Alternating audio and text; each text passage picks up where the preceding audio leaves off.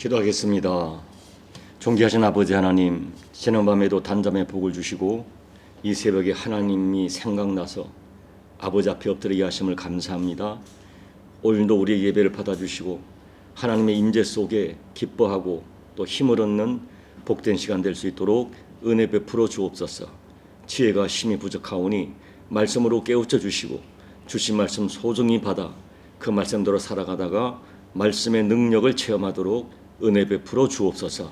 예수님 이름으로 간절히 소망하며 기도하옵나이다. 아멘. 오늘 말씀은 마태복음 18장 21절로 35절까지 한 가지 사건이 길기 때문에 천천히 읽어보겠습니다.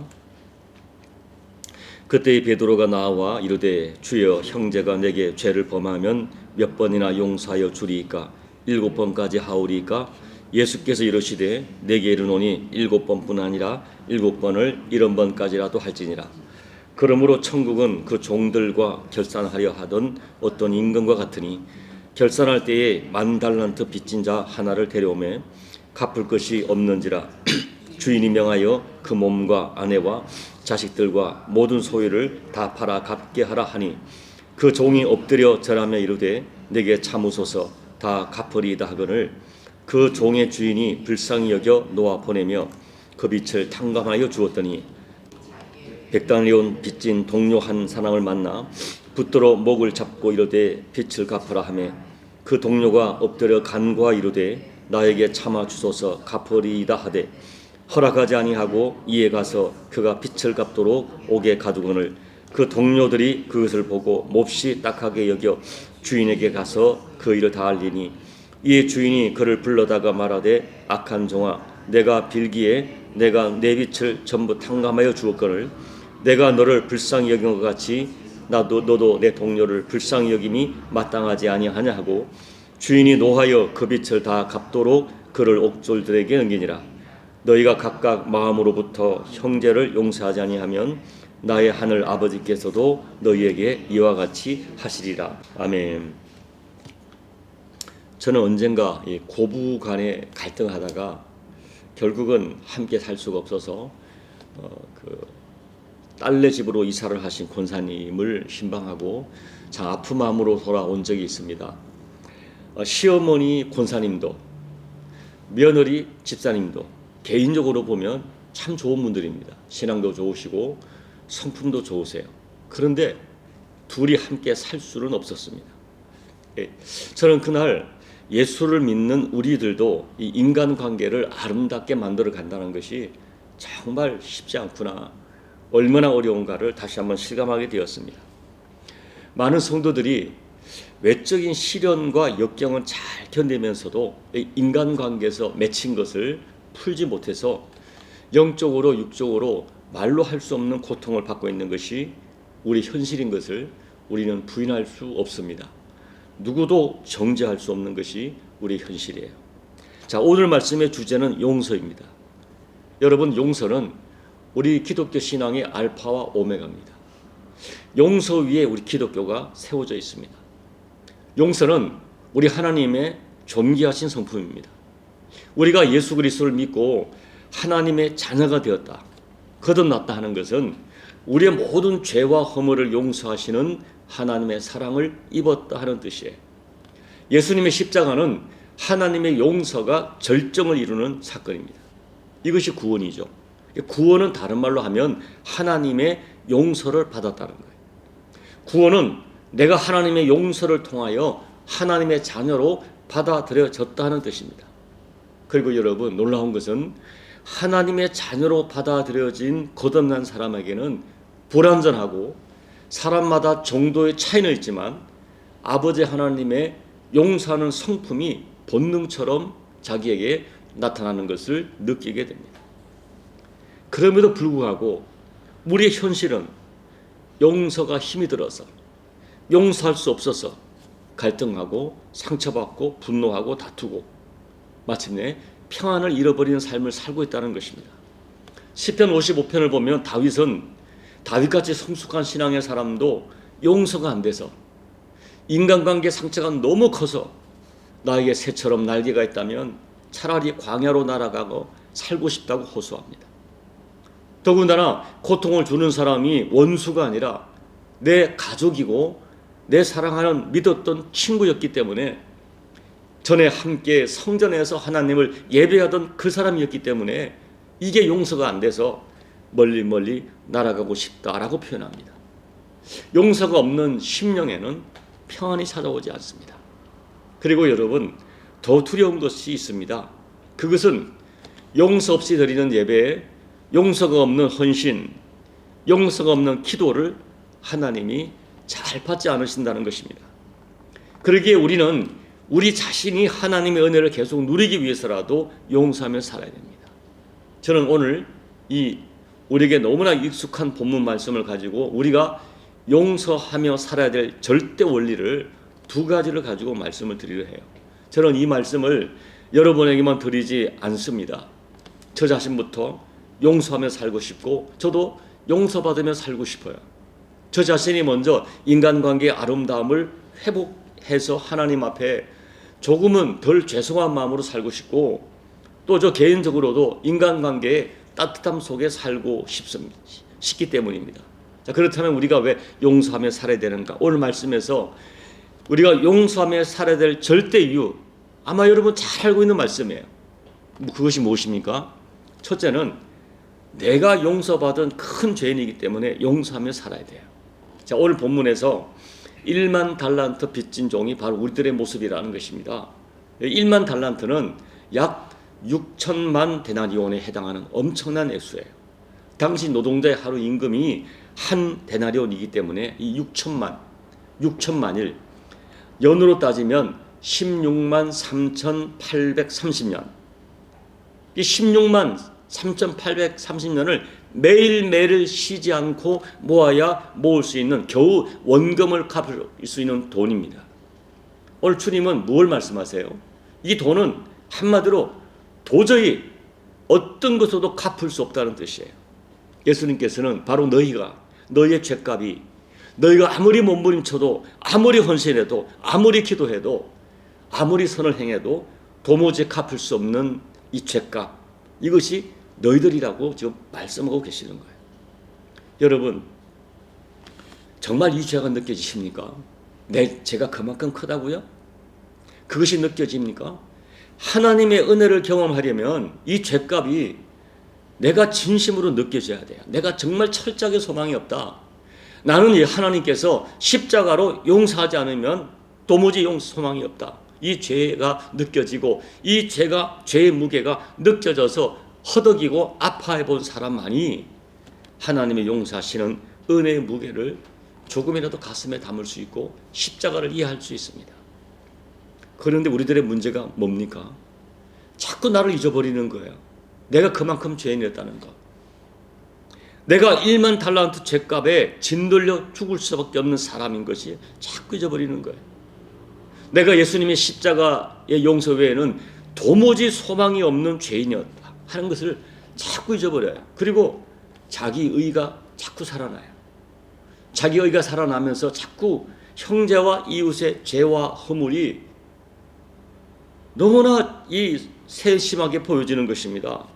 그 용서가 안 되는 거예요. 오늘 예수님 비유에 의하면 그 형제와 이웃의 죄와 허물은 겨우 1박 100 데나리온에 해당하는 작은 것인데도 그 죄가 용서가 안 되는 거예요.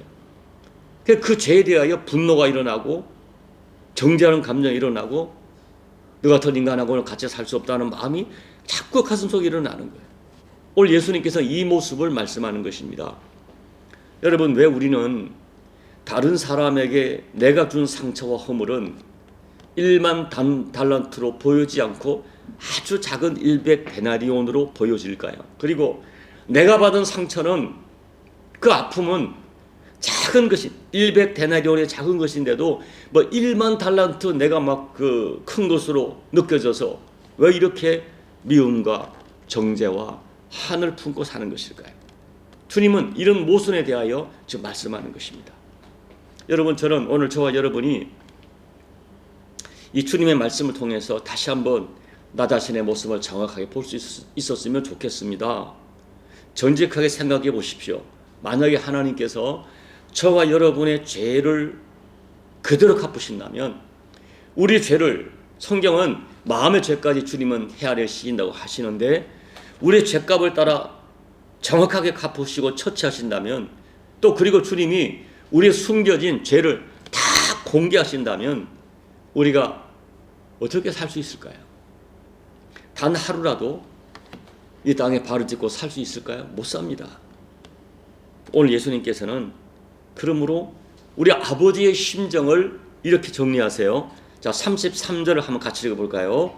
내가 너를 불쌍히 여긴 것 같이 너도 내 동료를 불쌍히 여김이 마땅하지 아니하냐 하고, 35절 시작. 너희가 각각 마음으로부터 형제를 용서하지 아니하면 나의 하늘 아버지께서도 너희에게 이와 같이 하시리라. 자, 이 마음을, 자, 오늘 여러분, 내 죄가 1만 달란트 빚진 자인 것이 느껴지는 은혜가 있길 바랍니다. 둘째, 내가 축복받고 내가 살기 위해서라도 용서하며 살아야 돼요. 자, 오늘 말씀에서 여러분 35절 말씀과 어제 읽었던 18절 말씀을 한번 연결시켜서 매우 중요한 하늘나라 원리를 우리가 깨달아야 됩니다.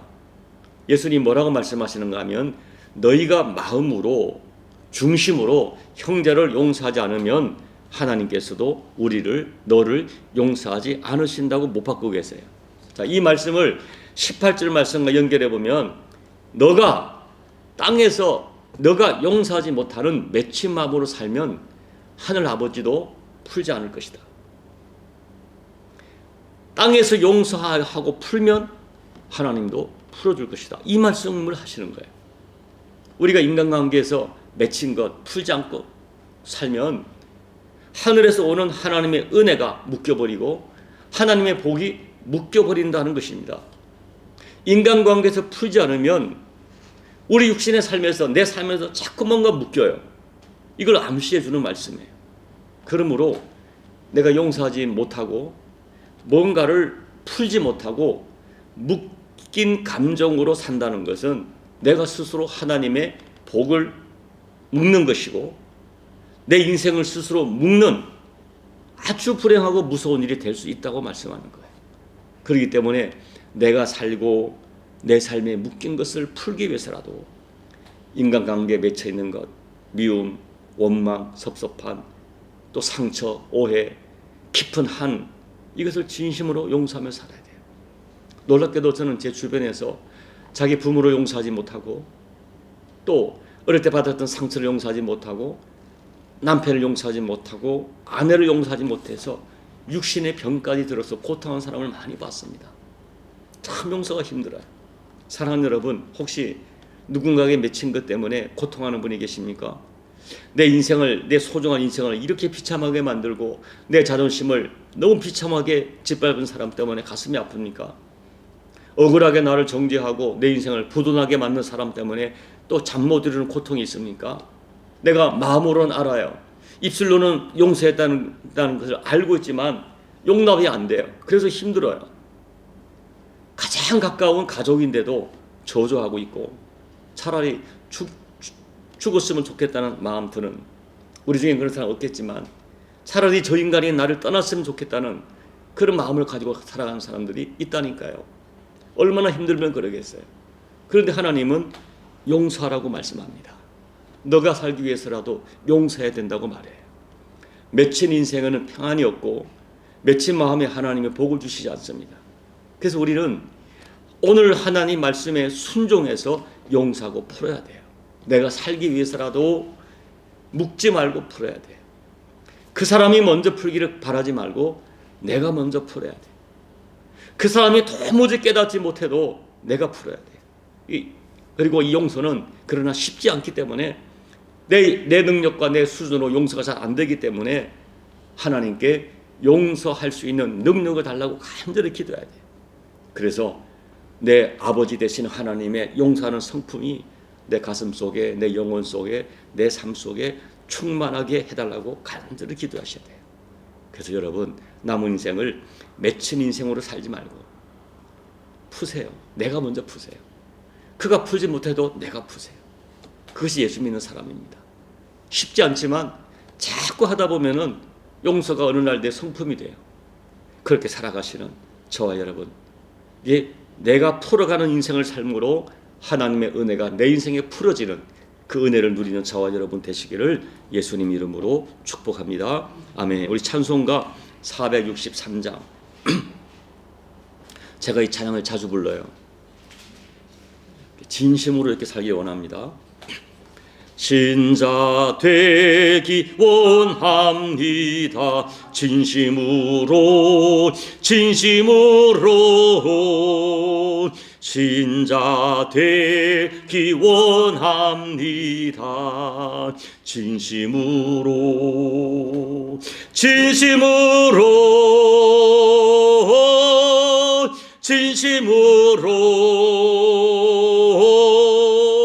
신자 되기 원합니다.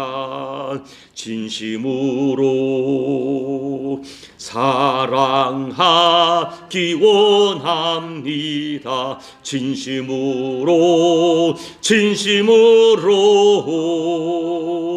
사랑하기 원합니다. 진심으로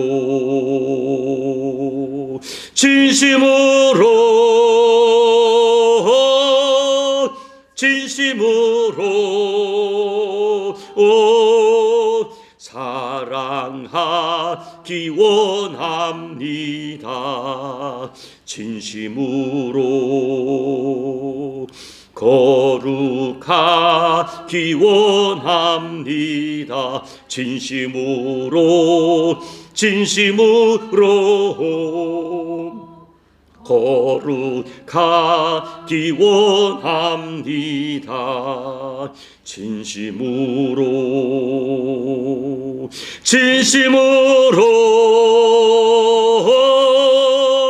진심으로 거룩하기 원합니다. 진심으로 예수 닮기 원합니다. 진심으로 예수 닮기 원합니다. 진심으로